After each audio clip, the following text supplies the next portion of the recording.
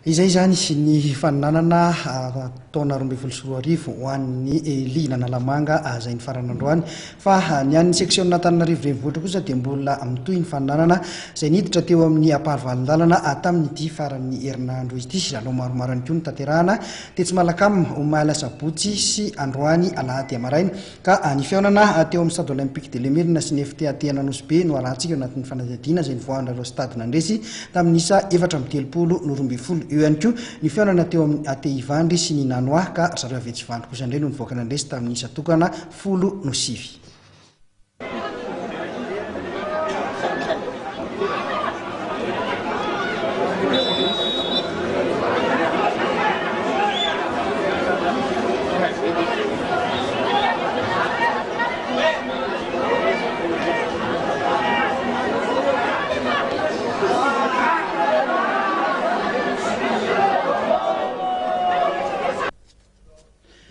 Isa tokana monja dia ampy ny akaran'ny ihany manao akanjo mena amin'ny sary akarana eo amin'ny dingan'ny ampahifadalana rehefa nandresy ny nanoa manao akanjo fotsy tamin'ny mokafoy 19 teo amin'ity lalao ampavalindalana fiadiana ny tompon-dakan'ny seksiona Antananarivo renivohitra ity.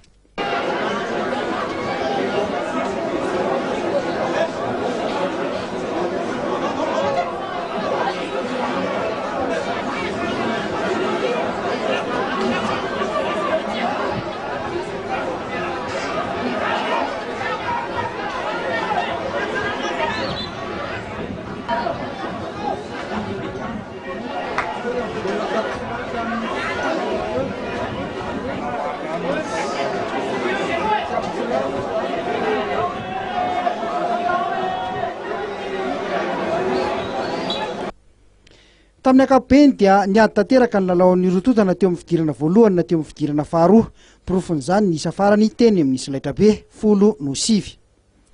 Teo amin'ny segondra farany dia mbola nahazo hors-jeu iray ny nanoa zay tokony nampitsimbadika ny isa saingy tsy maty izany ka dia tafita any amin'ny dingan'ny ampahifadalana zareo avetsivandry.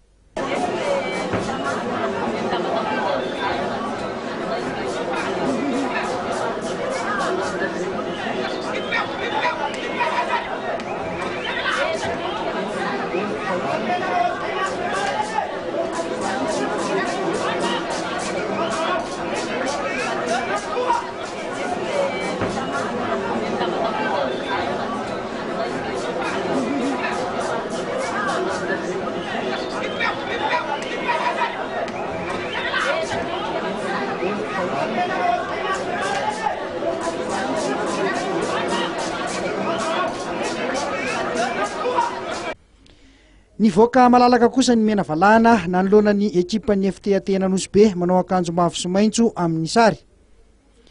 Resin'ny stady tamin'ny isa 430 zareo aveny be. Teo amin'ny 15 minitra ny fidirana voalohany ihany no azo lazaina ho nifanandanja ny lalaon'ny rotota. Teo amin'ny fidirana faharoa dia nanjakan'ny SOE tanteraka ny 20 minitra afarany zay nahafatesan'izy ireo baolina maromaro ka nahazony malalaka ny tapakila andehanana ny midingan'ny ampahifadalana.